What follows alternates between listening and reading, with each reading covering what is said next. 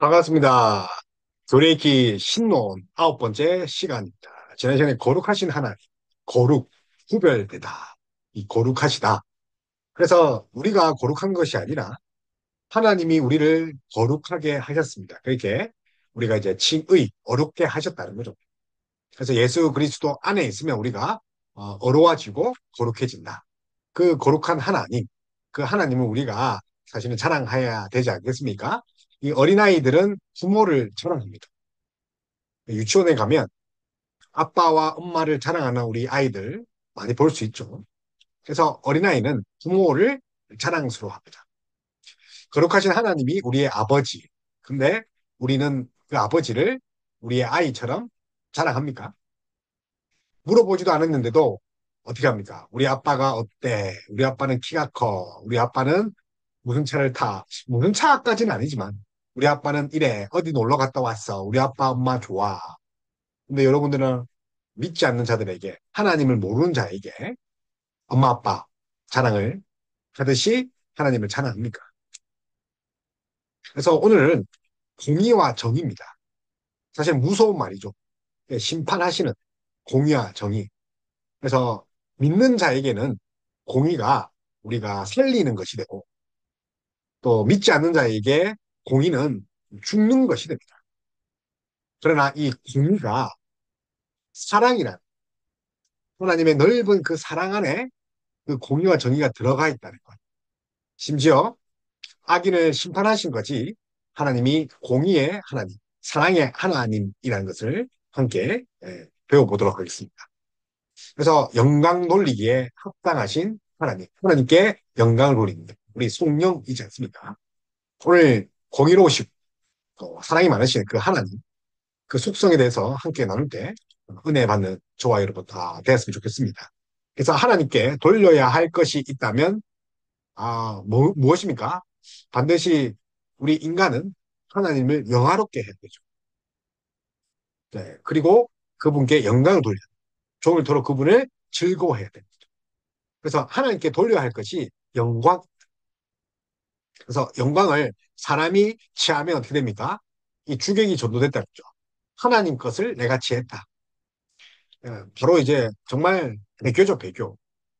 그래서 우리는 진짜 우리가 무익한 종이다. 그 주인, 하나님을 우리가 높이고 하나님께만 모두 공로를 돌려야 됩니다. 우리는 한 것이 있습니까? 우리 한 것이 아무것도 없다는 거죠. 그런데 내가 만약에 영광을 취하는 거죠. 예를 들어서 교회를 성장시킨 목사님이 있다 말입니다. 그런데 자신이 영광을 취하면 어떻게 됩니까? 박수를 받고 칭찬을 받으면 상급은 없겠죠. 상급이고 뭐고 간에 오히려 어떻게 됩니까? 하나님이 미워할까봐 두려워해야 됩니다. 혹시라도 이제 인간에게 칭찬을 받으면 어떻게 됩니까? 하나님의 영광을 놓치는 것이 될 수 있습니다. 그래서 하나님을 영화롭게 해야 한다는 우리가 가르침을 우리가 배우고 실천하지만 어떻게 영광을 돌려야 될지 심지어 영광이 무엇인지도 잘 모르는 사람들이 많습니다. 영광이 무엇입니까? 헬라어로 독사지, 독사. 뱀 이름이 아니라, 뱀 종류가 아니라 독사, 영광, 독솔로지, 독솔로지. 그리고 영어로는 글로리. 그래서 사람의 제일 된 목적, 그 직결된 것이 뭡니까? 하나님께 영광을 돌리는 겁니다. 또한 하나님의 어려우심과 사랑을 알아보고자 하기 위해서 오늘 이 과에서는 이 공로, 공의로우시고 사랑스러우신 하나님을 함께 배워야 합니다. 죄인을 심판해야만 하는 정의와 죄인을 용서해야만 하는 사랑. 그런데 이 정의와 사랑은 반대되는 개념이 아닙니다. 심판과 용서는 반대되는 것이 아닙니다. 사랑 안에 포함되어 있다는 것이죠.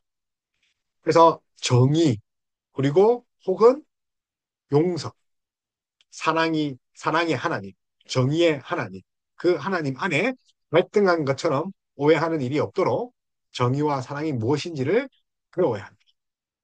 정의와 사랑.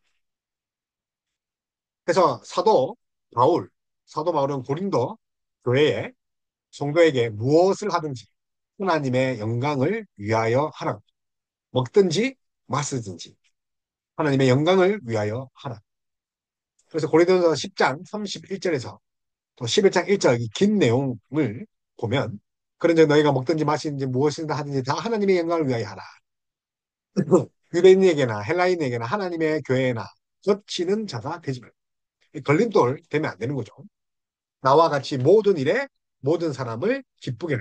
자신의 유익을 구하지 아니하고 많은 사람의 유익을 구하여 그들로 구원을 받게 하라. 내가 그리스도를 본받는 자가 된 것 같이 너희는 나를 본받는 자가 되라. 그래서 구원을 받게 하는 거죠. 구원을 받게. 그래서 우리가 이제 성령 해방죄라는 게 뭔가 교회에 있는 그런 성령을 해방하고 성령 충만하지 못하게 하는 거라고 생각하는데 그것이 아니라 이 성령 해방죄는 믿지 않는 자에게 해당되는 거죠. 다시 말하면 우리가 복음을 전하는데 복음을 받아들이지 않는 성령의 역사를 받아들여야 하는 거. 그것이 성령 해방죄입니다. 그래서 성령 해방죄를 아무 때나 쓰면 안 되는 거죠. 다시 말하면 구원을 받는데 캔슬하거나 또 구원을 받는데 또 어떻게 합니까? 거부하거나 거절하는 것. 그래서 오늘 어떻습니까? 자신의 유익을 구하는 거 구하지 아니하고 많은 사람의 유익을 구하여 그들로 구원을 얻게 하는 거죠. 많은 사람에게 유익을 구하게 해서 결국 그들로 복음이 들어가고 심겨지게. 그래서 무엇을 하든지 먹든지 마시든지 뭘 합니까? 영광을 위하여 하는 이유가 뭡니까? 믿지 않는 자들도 그것을 보고 구원받게 하라. 그래서 성령 해방하는 죄를 범하지 않도록. 물론 믿지 않는 자에게 물론 제1 원인이 있겠죠.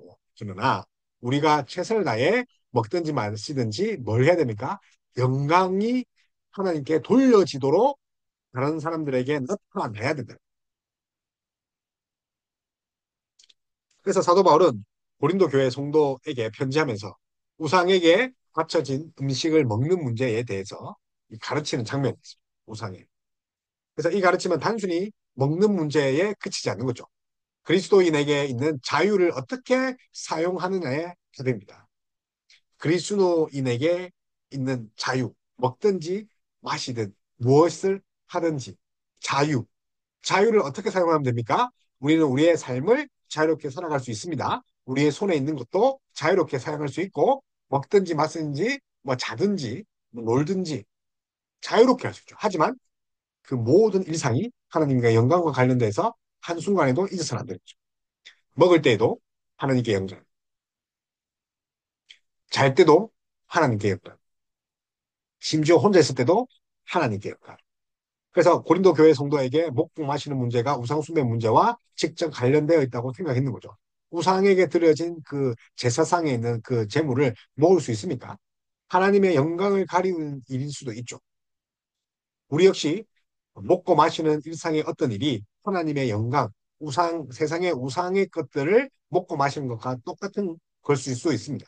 영광스러운 하나님은 특정한 종교적 행위만 아닌 자기 백성의 삶의 한 자락이라도 다 모든 것이 전부 다 자기 영광과 관련되기를 원하는 거죠. 우리 머리털까지도 하나님께 영광되기를 원하죠. 부족하고 연약한 우리의 삶이 하나님의 영광에 연관된다는 것은 놀라운 후금이지 않습니까? 우리는 죄 구성입니다. 전적 무능, 전적 타락한데 어떻게 하나님께 영광이 됩니까? 그런데 영광이 되게 해라. 그 얼마나 놀라운 그리스도인의 축복입니다. 이것이 복입니다. 그래서 특별히 하나님께 돌린 영광은 이 추상적인 개념이 아니죠. 영광이 뭐더라? 영광이 뭐예요? 매우 현실적이고 실존적인 삶의 모습입니다. 그러니까 눈에 보이지 않는 하나님은 우리의 일상 속에 이웃을 사랑하여 그들을 섬기는 작은 헌신 하나로 영광을 받으십니다. 뭐 대단하게 뭔가 생명을 구하고 어려운 일을 구하는 것이 아니라 자그마한 선행, 자그마한 간증도 영광될 수 있죠. 이웃이 우리를 통해 구원의 소식을 접하여 그들로 우리와 같이 하나님의 영광을 볼 수 있게 하라는 겁니다. 그래서 내가 그리스도를 본받는 자가 된 것 같이 너희는 나를 본받는 자가 되라. 그래서 이 사도 바울이 자기가 잘나서 본받는 게 아니라 이 본받다는 것이 자기가 랍비, 고 바리새인이라는 것서 본받아라. 그리고 구약의 지식이 많은 것에 대해서 본받아라. 헬라 철학이 많은 것에 대해서 지식이 많은 것에 대해서 본받아라가 아니라 자신이 그리스도를 본받는 자 그것을 본받아라. 그래서 사람의 유익을 구하여 그들로 구원을 받게 하려. 그래서 영화로우신 하나님, 영화로우신 하나님. 하나님이 자기 영광을 스스로 나타내십니다. 하나님의 영광을 위하여 우리가 좌우명처럼 여기는 그런 말이기도 합니다. 영광을 위하여 하나님을 영화롭게 함은 인생의 첫 번째 되는 우리의 그런 목표죠. 인생의 목적. 그래서 인생의 첫째 되고 가장 고귀한 목적 뭡니까? 하나님을 영화롭게. 하나님께 영광. 하나님께 영광. 먹든지 마시든지 무엇을 하든지 다 하나님을 위해, 하나님의 영광을 위해 우리의 가장 중요한 지적, 우리의 기독교 세계관, 하나님께 영광. 그런데 영광이 구체적으로 무엇인지 물어보면 뭐 답하는 자들이 별로 없습니다. 영광은 하나님의 이름과 거의 동의어로 쓰이는 표현입니다. 하나님의 이름. 그 이름이 뭡니까? 하나님의 존재죠. 존재. 드러내시는 것. 그러니까 때로 이스라엘의 대적을 소탕하심으로 하나님은 자기 영광을 나타내셨습니다. 우리 출애굽기 보면 이제 가나안 땅에 이제 들어가기 전에도 이제 아말렉과 전투를 벌이지 않습니까? 그 전에 또 어딨습니까? 애굽의 그 군사들이 찾아오지 않습니까? 그런데 그들을 구원하고 건지내 치지 않습니다. 그렇게 하시면서 자기 영광을 스스로 계시하고 나타내십니다. 이 영광은 때로 구름으로 나타낼 수도 있죠. 그래서 우리 그 사막에서 광야에서 그들이 구름 기둥을 따라 움직이지 않습니까? 구름 기둥이 멈추면 텐트를 치고 그리고 성막과 성전에 뭐가 있습니까? 불기둥이 또 나오고 밤에는. 그래서 하나님 그렇게 드러내시는 거죠. 구름 기둥, 불기둥으로 나타나시는 거죠. 그래서 하나님이 자기 영광을 드러내시는 거예요. 계시 그 자체가 바로 영광입니다. 그리고 예수님이 하나님의 영광입니다. 신약에서 우리는 이 영광을 그리스도의 얼굴로 배웁니다. 그리스도의 얼굴. 예수님이 아버지 하나님과 그 얼굴을 공유하시는 것입니다. 뭐라고요? 예수님이 아버지 하나님 그 영광을 공유한다는 거죠. 그래서 결정적으로 예수님은 자기 죽음에서 영광을 말씀하셨습니다. 죽음에서. 당시 유대인과 헬라인은 십자가를 치욕적인 그런 죄 형틀, 죄인, 극악무도한 죄인이 죽는 제 형틀, 치욕스러운 걸림돌로 여겼죠. 결코 영광스러운 것이 아닌 게 십자가 형틀입니다. 그러나 예수님의 죽으심으로 새 삶을 얻은 우리는 죽임당한 어린 양을 찬양하고 그분께 영광을 돌립니다. 죽음하면 어두운 거지 않습니까? 절대로 영광의 대상이 되지 못합니다. 근데 그 죽음이 십자가 예수 그리스도를 통해서 그 죽음이 영광받는 거죠. 그래서 예수님이 하나님의 영광 그 자체입니다. 그래서 우리 민수기 축복 있죠? 요한은 내게 복을 주시고 너를 지키시기 원하면 요한은 그 얼굴을 드사 뭡니까? 은혜 베푸시기 원합니다. 요한은 그 얼굴 내게 향하여 드사 평강 주시기를 원합니다. 그 얼굴이 뭡니까? 예수 그리스도죠. 하나님의 형상과 예수님의 형상이 같기 때문에. 그래서 예수님의 얼굴에 뭐가 있다 하죠? 하나님의 영광이 묻어 있는 거죠. 그래서 삼위 하나님이 서로 영광을 돌리십니다. 히포스타시스, 인격, 삼위. 그죠? 히포스타시스, 성부, 성자, 성령. 자, 그다음에 우시아는 본질이죠. 히포시스와 본질. 이 본질적으로 하나입니다. 한 분 하나입니다. 그런데 위격적으로 볼 때는 세 분이죠.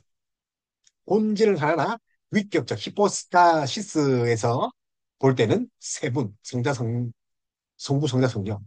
그러나 호모 오시우스, 오시우스 본질이죠. 에센스, 에센스 측면에서는 한 분이죠. 그래서 삼위 하나님이 서로 독자적으로 계신 거죠. 그래서 아우토 오시아, 자존하고 독자 계시다. 독자적으로 계시다. 아우토오시아. 그래서 삼위 하나님 안에 서로에게 돌아가는 그 영광입니다. 그래서 하나님이 영광의 아버지시며 예수님의 성부를 통해 영화롭게 되시며 성령님은 예수님이 영광을 나타내십니다. 이렇게 삼위 하나님은 서로를 영화롭게 하심으로 서로 영광을 얻으심으로 영광을 완성합니다. 서로에게 영광을 돌리심으로 서로가 영광을 얻으시고 영광을 완성하십니다. 그래서 서로 영화롭게 하시고 또 영광을 돌리고 영광을 얻으시고 그리고 영광을 완성하시는 거. 그래서 더 나아가 감히 우리도 삼위 하나님의 영광을 받고 삼위 하나님께 영광을 돌려드려야 합니다. 그래서 예수님은 내게 주신 영광을 내가 그들에게 주어사오니라고 말씀하셨습니다. 이는 우리 성부와 성자가 하나가 된 것 같이 그들도 하나가 되게 하려 함이니라. 교회가 하나됨은 무엇입니까? 성부, 성자, 성령의 하나됨을 본받는 거죠. 그래서 그 하나됨은 결국 하나님의 영광을 드러내기 위함입니다. 교회가 하나됨은 한 가지입니다. 교회가 성장하기 위해서 아닙니다. 교회가 교회되기 위해서 맞습니다. 그런데 그 교회됨이 무엇입니까? 하나님의 영광되는 거죠. 근데 만약에 교회가 하나님께 영광되지 못한다면 진정한 교회가 아니라는 거죠. 비록 우리는 삼위 하나님과 같이 완벽한 하나됨은 될 수 없지만 그럼에도 불구하고 삼위 하나님께서 서로 영광을 돌리시고 영광을 또 영화롭게 하시고 서로 영광을 얻으시고 영광을 완성하신 것처럼 우리도 서로 사랑하고 서로 섬기고 서로 또 존귀하게 여기고 궁극적으로 이 모든 것들을 통해서 하나됨으로 하나님께 영광을 돌려야 돼요. 그래서 영광을 받는 우리가 하나님께 영광을 돌립니다. 영광을 받는 우리가 하나님께 영광을 돌립니다. 만물과 사람도 하나님께 영광을 돌리기 위해 존재합니다. 하늘은 하나님의 영광을 선포하시며 만물은 하나님의 능력과 신성을 보여줍니다. 하늘은 뭐라고요? 하나님의 영광을 선포하는 거죠. 만물은요, 땅 아래 만물들은요, 하나님의 능력과 신성을 보여줍니다. 특별히 하나님은 그리스도의 얼굴에 있는 자기 영광을 우리 사람에게 돌리시며 자기 영광을 나타내셨죠. 그리스도의 얼굴을 통해 예수 그리스도의 얼굴을 통해 하나님 그분의 자신의 영광을 우리에게 나타나셨다는 거예요. 그뿐만 아니라 하나님은 그리스도 안에서 우리도 이 영광에 이르게 하십니다. 그리스도 안에서. 그래서 하나님은 그리스도를 통해서 자신의 영광을 드러내셨고 우리는 그리스도 안에서 우리의 영광을 돌리기를 원하는 거죠. 그러면 영광은 우리가 아니라 하나님의 것이죠. 원래 하나님의 거죠. 예를 들어서 그런 겁니다. 우리는 빛을 비춰라, 빛을 발하라. 이사야 60장, 61장 말씀이죠. 빛을 발하라. 그래서 빛을 발한다는 게 무슨 말입니까? 우리가 그렇게 형광체처럼 빛을 발하는 것이 아닙니다. 정확한 뜻은 빛을 반사하는 것입니다. 뭐라고요? 빛을 반사하는 거야. 그래서 우리가 빛을 반사한다는 것은 무엇입니까? 빛이 있다는 거죠. 빛이 있다는 거. 빛이 있다는 것이 무슨 말입니까?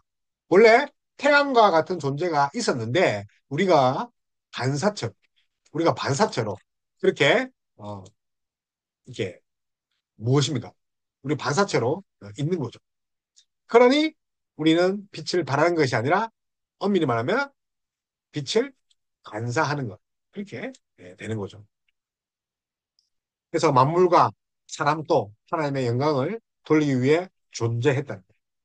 그러면 영광은 우리가 아니라 하나님의 것이는 우리가 위대한 업적을 쌓아 영광을 만들어 하나님의 영광을 보탤 수 있는 것처럼 오해해서는 안 된다는 거죠. 그죠? 우리는 반사하는 것. 반사체다. 그분이 비추면 드러나는 거죠. 우리는 우리 자신이 성취한 영광이 절대 아니는 거죠. 하나님이 주신 영광을 우리는 비추는 거죠. 그래서 하나님의 영광은 생명이 있는 인간이다. 그런데 인간의 생명은 하나님을 범인, 이레네우스.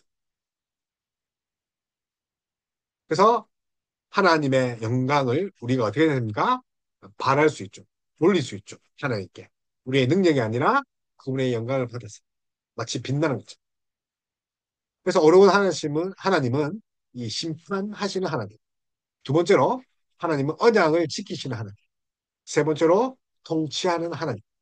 그래서 어려우심 하면 심판과 언약과 통치입니다. 하나님은 어려우십니다. 공의와 정의가 하나님의 어려움이죠. 의가 들어갔죠. 공의와 정의.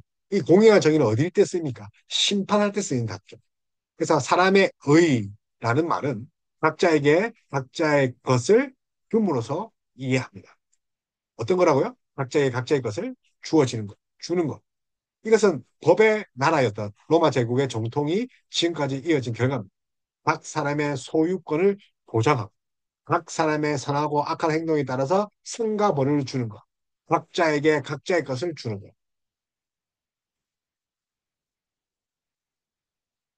그래서 정의와 공의를 지키면 상, 지키지 않으면 벌 주는 것이 정의라고 생각하고 있습니다. 그런데 하나님의 그런 정의, 어려우심은 이렇게 이해하면 안 됩니다.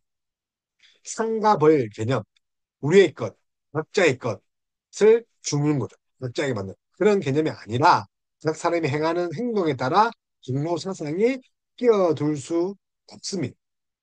그래서 우리가 잘해서 상 받는 거 아니라는 거죠. 착하게 산 사람은 구원하고, 뭐 악을 인사한 사람은 징벌하는 그렇게 하나님의 정의를 말할 수 있습니까? 물론 하나님은 죄인을 반드시 벌하십니다. 의인에게 상을 주십니다. 그러나 로마법에 말하는 그런 정의, 상과 벌, 하나님의 속성이라고 할 수 없습니다. 하나님의 뜻에 행하는 인간에게 인간의 것을 주는 것. 그것이 아니라 각자에게 각자의 것을 주는 것이 아니라 하나님의 뜻대로 행하는 것이 의입니다. 그래서 어려우신 하나님은 언약입니다. 그래서 성경의 의는 이 언약 안에서 관계를 맺는 것이죠. 언약으로 관계를 맺는 하나님이 어려우시다라는 말은 다른 말로 하나님과 사람이 맺은 언약을 지키는 하나님의 뜻대로 그 뜻이 실천되고 실현될 때 이 언약을 따라 그 사람이 행한 내용입니다.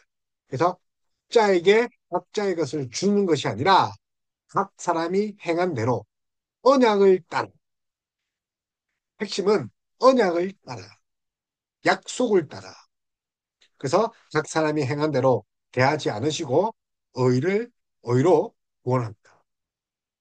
그래서 언약을 따라 가지고 우리가 각자에게 각자의 것을 주는 것이 아니라 의로 구원하십니다. 언약은 의와 직결되어 있다는 거죠. 그래서 하나님은 죄인 아담을 버릴 수 있었지만 언약을 주시고 의를 주시고 그 언약에 신실 그 하심으로 죄인을 구원합니다. 죄인을 구원하기 전에 구원하기 위해서는 반드시 의를 획득해야 되는데 곧 그 언약은 의를 획득하게 합니다. 그러므로 하나님의 어려우심은 죄인을 징벌하는 의가 아닌 죄인을 그리스도 안에서 구원하시는 의입니다. 그래서 하나님 앞에 어려운 자가 없으니 전혀 어렵지 못한 인간을 어렵다 여기는 하나님의 자비가 바로 의입니다. 그래서 하나님은 어려우신 심판자로 분명히 죄인을 벌하십니다. 그러나 동일한 어려우심으로 구원도 하십니다. 바로 언약에 따라 예수님이 죽으시고 부활하심으로 우리는 구원을 얻게 되는 거죠. 그것이 의입니다. 이렇게 언약을 이루신 어려우심에 근거하여 하나님은 우리 죄인을 어렵다 선포하였던 거죠. 성령님도 내주하시고 계시고 성령님이 르하흐 생명이죠. 생명. 호흡, 생명. 이 성령님께서 생명이신 이 성령님께서 이 작동하시는 그리고 작용하시는 그 성령님도 종말론적 의를 맡으신 분이시기도 합니다. 그러므로 구원을 이루실 때에도 심판을 집행하실 때에도 하나님은 언약의 신실한 하나님, 의로 우신 하나님. 그래서 어렵다 하면 신실하신 하나님인데 언약의 신실, 그 언약으로 우리를 구원하신 거죠. 죄인인 나마저도. 그러니 이 어려우신 하나님이 우리를 통치하시기에 합당하시죠. 어려우신 하나님은 정의와 공의로 우리를 다스립니다. 다윗의 아들 왕은 하나님의 공의와 정의로 나라를 다스려 했습니다. 다윗의 아들들. 다윗의 자손이신 예수님이 바로 어려움으로 하나님 나라를 이스라엘 왕으로 오셨습니다. 다윗의 후손. 하나님은 공의와 정의로 통치하는 왕으로 자기 어려움을 따라 구원받은 백성에게 공의를 행할 것을 요구합니다. 우리는 하나님의 어려우심을 따라 이 땅에서 공의와 정의를 베풀어야 해요. 물론 이때에도 우리가 스스로 어렵다 하며 자랑할 수 없는 거죠. 우리의 어려움은 없죠. 우리 그냥 빛을 발하는 난사체다. 우리는 어려우신 통치자 그리스도를 믿음으로만 정의를 실현할 수 있죠. 그래서 성령은 의의 수호자인데 의는 성령의 가장 확실한 열매다. 존 칼빈의 이야기. 의가 뭐라고요? 성령의 가장 확실한 열매. 그래서 성령은 의의 수호자. 그래서 내 안에 성령이 있다는 것은 이 우리가 의가 있다는 거죠. 그래서 성령께서 우리를 어렵게 이렇게 수호하시고 지키십니다. 그래서 의는 우리가 어렵게 된 것은 성령의 가장 확실한 열매라고 우리는 받아들여야 합니다. 그래서 하나님은 이 정의롭고 공의로우신 이 하나님, 어려운 하나님은 바로 사랑입니다. 거룩하시고 어려우신 하나님은 동시에 사랑이라. 사람들은 자신들이 말하고 있는 그런 경험하는 사랑의 수준에서, 인간적인 사랑의 수준에서, 내가 할 수 있는 한 최선을 다하는 사랑에서 하나님의 사랑을 이해할 수도 있죠. 완전하지 않는 사랑에서 하나님을 이해할 수 있죠. 그러나 어느 경우라도 죄인의 사랑은 이기심이 포함되어 있을 수밖에 없죠. 완전한 사랑은 없다는 거죠. 자녀를 사랑하면서도 완전함은 없다는 거죠. 그래서 사람은 이기심을 포함된 온전한 사랑을 할 수가 없죠. 그래서 우리의 인간적 경험의 사랑에 의해서 하나님 사랑을 보면 안 된다는 거죠. 그래서 왜 하나님이 예수님을 자기 아들까지 내어줬어? 이해가 불가하는 거죠. 내 이웃을 내 몸과 같이 사랑하라. 계명이 우리는 그저 그냥 좋은 병원이구나. 좋은 문구구나. 내 이웃을 내 몸과 같이 하면 좋다. 이렇게 생각할 수 있죠. 그래서 이 계명에서 떠난 사랑은 자기 만족을 위한 사랑일 뿐입니다. 그래서 사랑한다면 대상과 조언으로 제한하고 사랑한다는 대상을 끝없이 상처 주기만 하는 우리 모습입니다. 그래서 실제로 어떻게 보면 사랑이 아니라 그 사랑을 뒤집으면 이기주의죠. 자기 만족. 그래서 자기 만족대로 또 사랑하지 않습니다. 그래서 사랑이 얼마나 불완전한 그런 모습으로 우리에게 다가옵니까? 그런데 그런 인간의 불완전한 그 사랑으로 그 하나님 사랑을 바라봐서는 안 되는 거죠. 그러면 우리는 사랑을 무엇인지를 알기 위해 사람이 아니라 하나님에게서 시작해야 돼. 사람을 봐서는 안 되는 거죠. 그래서 하나님의 사랑, 완전한 사랑, 그 아들까지도 내어주는 사랑. 우리가 무엇이 간데 그 아들까지 내어줘서 대신 죽게 합니까? 그래서 하나님이 사랑을 먼저 시작하셨습니다. 아버지 하나님은 창세 전부터 아들을 사랑하셨습니다. 삼위 하나님이 서로 온전하게 사랑했다라고 하지 않았습니까? 서로 존귀하게 여기시고 서로 영광을 돌리시고 영광을 삼으시고 또 영원하게 또 영광으로 이렇게 하셨죠. 그래서 서로 이렇게 영광 돌리면서 서로 사랑하고 삼위 하나님이 이렇게 사랑으로 교제했다는 거죠. 이렇게 서로 사랑하시는 그 삼위 하나님이 이제 같은 사랑으로 우리 사람을 찾아와 사랑하셨습니다. 삼위 하나님이 사랑으로 하나 된 것 같이 우리와 하나 되길 원하셨죠. 그래서 구약에서도 하나님은 공경에 처한 자들을 돌아보시며 공의를 베푸시고 또 죄를 용서하시는 그런 하나님이십니다. 그래서 이스라엘 민족이 광야에서 만나와 메추라기, 만나를 주시지 않습니까? 그리고 신약 백성에게 영원한 영원한 양식을 베풀지 않습니다. 영원한 하늘나라의 천국 백성에게 주시는 하늘 양식. 그리고 영원한 생수, 영원한 그 정말 목마름이 없는 그런 새 언약의 백성, 새 시대를 사는 우리 신약 백성에게 그 생수를 주시지 않습니다. 그래서 에스겔의 그 환상, 그 성전 환상은 누굴 다 가리킵니까? 예수 그리스도. 그러니까 성전에서 뭐가 나옵니까? 생명수가 흘러나오잖아요. 그래서 점점점 그 생수의 강이 흘러넘치는 거죠. 마찬가지로 그 교회에서도 그 복음, 예수 그리스도, 생명수, 생수가 흘러나오게 되는 거죠. 그래서 예수님을 통해서 우리는 어떻게 합니까? 그 사랑을 우리가 받고 있는 거죠. 그래서 우리가 이렇게 하나님의 사랑을 받은 것은 자격이 있어서 그렇습니까? 그럴 수 없습니다. 자격이 없는 우리에게 그냥 무상으로 값없이 주어지는 거죠. 여기서 값 없다는 것은 값을 매길 수가 없다는 거죠. 그래서 공경에 처한 자들을 도우시고 풍요를 베푸시고 죄를 용서하시고 또 우리가 아직 죄인되었을 때 그리스도께서 우리를 위하여 죽으심으로 자기의 사랑을 확정하셨죠.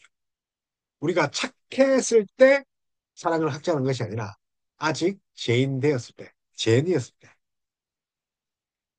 그래서 사랑을 받을 수 없는 우리지만 그런 조건을 가지고 있지만 하나님은 일방적으로 우리를 사랑하셨다는 거죠. 우리가 하나님을 사랑한 것이 아니라 오직 하나님이 우리를 사랑하셨죠. 일방적인 선택, 하나님의 사랑. 그러므로 이 사랑에는 한계가 없는 거죠. 이 사랑이 우리 죄인을 용서하고자 자기 아들을 주신 아버지의 모습에서 나타납니다. 또 이 사랑이 우리를 위해 자기를 십자가 위에 내어주신 사랑의 고난에서 나타납니다. 하나님이 이 사랑으로 자신을 계시하셨기 때문에 우리가 이 사랑을 받았기 때문에 우리는 사랑이신 하나님을 알고 그분의 사랑하는 자로 살아가야 되고 그분이 사랑이라는 것을 알고 있는 거죠. 하나님은 사랑이십니다. 그래서 하나님이 사랑으로 질투하십니다. 동시에 이 사랑은 거룩으로 특징을 지어줍니다. 거룩한 사랑, 구별되는 사랑. 세상에서는 존재하지 않는 사랑, 거룩한 사랑. 하나님께서 자기 거룩함을 지키면서 우리에게 자신을 주신 것처럼 우리도 우리 자신을 지키며 하나님께 드리라는 요구를 받습니다. 거룩하신 하나님의 사랑은 때로 시기, 질투로 나타납니다. 그 대표적인 예가 출애굽기 20장 5절이 있습니다. 그래서 우리는 하나님의 거룩하심과 동시에 하나님의 사랑을 닮아야 합니다. 그렇지 않고 죄를 고집할 때 하나님은 자기 사랑을 무시하는 사람에게 대해 진노하십니다. 그래서 하나님은 하나님을 멸시하는 자를 하나님이 대적하시고 싫어하시고 똑같이 멸시하십니다. 하나님을 무시하는 자에게 하나님을 사랑하지 않습니다. 하나님은 하나님을 사랑하는 자에게 하나님은 더 사랑하십니다. 사실은 하나님을 사랑했기에 하나님 우리도 하나님을 사랑할 수 있는 거죠. 다시 말하면 하나님의 사랑을 거부한 자, 하나님의 사랑을 받지 못한 자죠. 그래서 하나님의 일방적 사랑, 언약적 사랑을 거부하는 사람을 향한 하나님의 진노하시기는 그 사랑에서 뿜어 나오는 하염임을 잊지 말아야 합니다. 그래서 하나님의 사랑을 거부하지 마시고, 하나님을 무시하지 마시고, 하나님을 거역하지 마시기 바랍니다. 그래서 하염과 같다. 하염, 불덩어리. 그래서 구약에서 하나님의 진노는 선택과 인도의 대상인 이스라엘 백성에게 향하지 않았습니다. 하나님의 상처받는 그 사랑이 진노를 일으킵니다. 하나님의 진노, 하나님의 화로다, 하로다. 하나님의 진노 무엇입니까? 우상을 섬깁니다. 하나님의 사랑을 무시합니다. 어신용입니다. 하나님의 사랑을 거부한 거죠. 율법과 선지자들의 경고와 제사장들의 중보 기도는 이런 파괴적인 하나님 진노를 잠시 잠깐 누그러뜨릴 수 있는 거죠. 잠시 잠깐. 그러나 한계가 있죠. 한계가 있죠. 그리스도 안에서 하나님은 우리로 하여금 구원을 얻게 하신다는 것은 무엇입니까? 하나님의 이 진노에서 벗어나게 하죠. 영원한 피, 소와 양으로 드리는 그런 단순한 일시적인 피가 아니라 영원한 속죄의 피, 그리스도의 피밖에 없다는 거죠. 그리고 예수님은 우리를 장래의 진노에서도 구원하신 거죠. 이 영원한 피, 어린 양의 피는 우리의 현재의 죄뿐만 아니라 미래의 죄까지도 다 용서하셨다.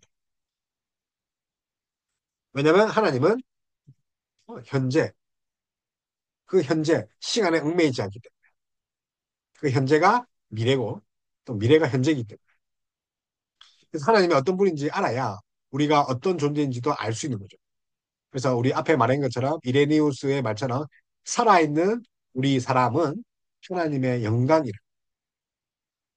그래서 하나님이 영광이니 우리가 살아있고 우리가 살아있으니 하나님께 영광인 거죠.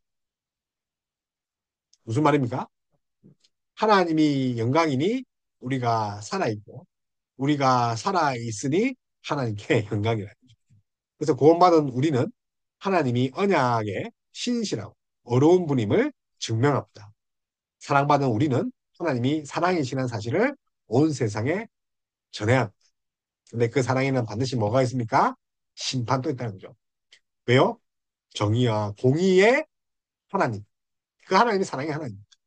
그래서 우리는 말과 행동으로 하나님이 얼마나 영광스러운 분인지를 보여줍니다. 그렇게 해야 되죠. 선한 일로 하나님께 영광 돌려야 되죠. 혹시나 하나님의 영광 가리는 일이 있습니까? 하나님이 진노하시겠죠. 사랑이신 하나님을 따라 서로 사랑하며 원수조차도 사랑하라. 세상은 하나님이 어떤 분인지를 또 어떤 분이신지를 우리의 어떠함으로 또 알기 원하는 거죠. 하나님이 어떤 분인지를 우리의 어떠함으로 알기 원하는 거죠. 세상도 알기 원한다. 그래서 우리는 하나님께 영광되도록 세상에서 그렇게 살아야 되죠. 하나님의 어떠하심을 날마다 담고 새기고 그렇게 드러내는 사람이 되어야 돼요. 그래서 하나님이 자기 영광을 나타내셨다. 하나님이 자기 영광을 나타내셨다. 그래서 영광은 하나님의 이름과 동일하다는 거죠. 하나님 이름, 거룩한 이름, 동일되죠. 그래서 하나님은 이스라엘을 위한 구원 사역과 임재 모습으로 자기 영광을 나타냈죠. 예를 들어서 구름 기둥, 불 기둥을 성막에 구름이 좌우한 거죠. 쉐키나 하나님의 영광, 쉐키나. 예수님이 하나님의 영광입니다. 그래서 우리는 하나님과 영광을 공유하신 그리스도의 얼굴에서 하나님의 영광을 주의 얼굴, 그리스도의 얼굴에서 하나님의 얼굴을 볼 수 있는 거죠. 예수님은 자기 죽음 곧 십자가를 영광이라고 말씀하셨습니다. 십자가도 하나님의 영광입니다. 그래서 삼위 하나님이 서로에게 영광을 돌리셨죠. 그래서 삼위 하나님은 서로에게 영광을 돌리십니다. 서로 영화롭게 하시고 서로 영광을 얻으시고 또 영화롭게 하시고 영광을 완성하셨다. 삼위 하나님. 그러니 우리도 삼위 하나님을 본받아 영광을 서로 돌리면서 교회가 영광 돌릴 수 있도록 하나님께 하나가 돼요. 영광으로 하나 되는 것처럼 교회도 하나님께 영광 돌리면서 하나가 되는 거죠. 그래서 영광을 받은 우리가 하나님께 영광을 돌릴 수 있는 거죠. 하늘은 하나님의 영광을 선포하며 만물은 하나님의 영광과 신성을 보여줍니다. 그래서 어려우신 하나님은 심판하십니다. 그래서 의인은 각자에게 각자의 것을 줌을 뜻합니다. 각자에게 각자의 것을 주는 것. 의인에게 상을 악인에게 베풀어 주는 것. 그런데 하나님은 죄인을 반드시 벌하시고 의인에게 상 주시는 그런 어려운 분이다. 그래서 각자에게 각자의 것을 준다. 그것이 로마식 그런 공의, 정의지 않습니까? 그런데 하나님의 뜻대로 우리가 얻는 거죠. 하나님은 하나님 뜻대로 우리에게 주시는 거예요. 그게 의입니다. 그럼 우리는 뭐 이렇게 우리가 만들어서 이렇게 의를 취할 수 있으면 그렇지 않습니다. 하나님 뜻대로 우리가 그냥 얻는 거죠. 그래서 성경의 의는 언약 안에 관계죠. 언약 안에 관계. 서로 맺은 언약의 신실. 하나님의 의는 죄인을 징벌하는 대신에 그리스도 안에서 구원하시는 언약의 신실함. 죄인을 구원해야 되는데 그저 하나님이 가만히 있으면 우리를 어렵다 하시고 언약 때문에. 그래서 어려우신 하나님은 또 정의와 공의로 쓰리십니다. 예수님은 그 나라와 어려우신 왕이 됩니다. 그 나라에. 그래서 정의와 공의. 하나님의 나라 통치 원리죠. 예수님은 그 나라의 어로오신 왕이시고 살렘의 왕이시고 그래서 하나님은 통치하십니다. 그래서 하나님은 사랑이시고 하나님은 사랑을 시작하셨고 하나님이 사랑을 질투하신 하나님. 거룩하신 하나님의 사랑을 거부하고 죄를 고집할 때에 하나님의 진노가 입니다. 그래서 성령 해방이라는 것이 무슨 예배를 방해하고 기도를 방해하는 것이 아니라 복음을 전했을 때 하나님 사랑을 전했을 때 거부하는 것. 그게 성령 해방이라는 거. 그래서 우리가 자격을 갖추어야 사랑을 받는 것이 아니라 자격을 갖추지도 않았는데 사랑을 하는 거죠. 근데 어떻게 그 사랑을 이렇게 도모할 수 있습니까? 그리고 우리의 행위로 우리가 어려워되지 않는 거죠. 그분이 그냥 어렵다 했는데 그분이 그냥 우리에게 주신 선물인데 우리가 어떻게 그것을 행위로 또 나타낼 수 있고 또 그것을 어떻게 또 다른 걸로 바꿔서 또 어렵다 할 수 있고 우리의 행위로 그분이 어렵다 하신 건데 그것이 전부 답니다. 그래서 우리의 차질과 자격, 공로로 어려워지는 것이 절대 아니고 그분의 선물인 거죠. 그래서 우리가 아직 죄인 되었을 때 하나님이 아들을 내어 주심으로 자기의 사랑을 표명하셨는데 그 누가 자기의 공로로 어렵다고 할 수 있겠습니다. 그래서 우리 마지막으로 벨직 신앙 고백서 우리 1항을 함께 읽고 마치겠습니다. 우리 모두는 우리가 하나님이라고 부르는 오직 단 한 분의 안위를 하시며 영적인 존재로 계시는 하나님을 마음으로 믿고 입술로 고백합니다. 또한 우리는 하나님이 영원하시고 다 이해할 수 없으시며 보이지 않으시고 변하지 않으시며 무한하시고 전능하시며 완전히 지혜로우시고 동의로우시며 선하시고 모든 선이 흘러나오는 원천이심을 믿습니다. 벨직 신앙고백에서 1항입니다. 그래서 우리가 하나님이라고 부르는 그분 오직 단 한 분 단인 삼위일체 단일하시며 영적인 존재로 계시는 하나님.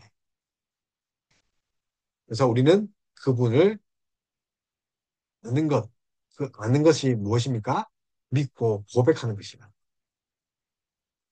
그래서 머리로 모으는 것이 아니라 믿고 입술로 고백하고.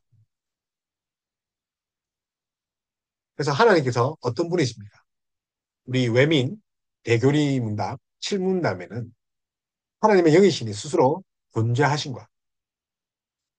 그래서 제가 영이라는 것은 스스로 계시다는 걸 했죠. 하나님이 영이시라는 게 뭐라고요? 스스로 계시다. 존재하심. 그리고 영광과 복되심과 완전하심과 또 자족하심, 영원하심, 불변하심, 신비로우심과 현재하심, 전능하심, 전제하심과 가장 어지심과 거룩하심과 정의로우심과 은혜로우심과 오래 참으심과 선하시고 진실됨에 풍성하심이 무한한 분이시다는 거죠. 하나님이 영이라는 뜻이 그렇게 깁니다. 스스로 계시고. 그러니까 완전하신 분이다. 완전하신 악과 과실과 죄를 용서하시고 자기를 부지런히 찾는 자에게 상 주시고 동시에 하나님께서는 가장 공의롭고 무섭게 심판하시며 모든 죄를 몹시 싫어하시고 결코 벌을 면제하시지 않으신다. 우리 외민 신앙고백에서 2항 1절. 그래서 사람은 어떻습니까? 하나님을 두려워하는 자들은 하나님을 피합니다. 죄인은 하나님을 피할 수 없죠. 근데 여러분, 경외가 무엇입니까? 두려운데 다가가는 거죠. 마치 아들이 잘못을 했는데 아버지께 나아가는 거죠. 제가 심부름을 보냈는데 우리 아이가 만 원짜리를 들고 제가 다이소에서 만 원짜리 제품을 사오라 했는데 그 아이가 떡볶이를 사 먹은 거예요.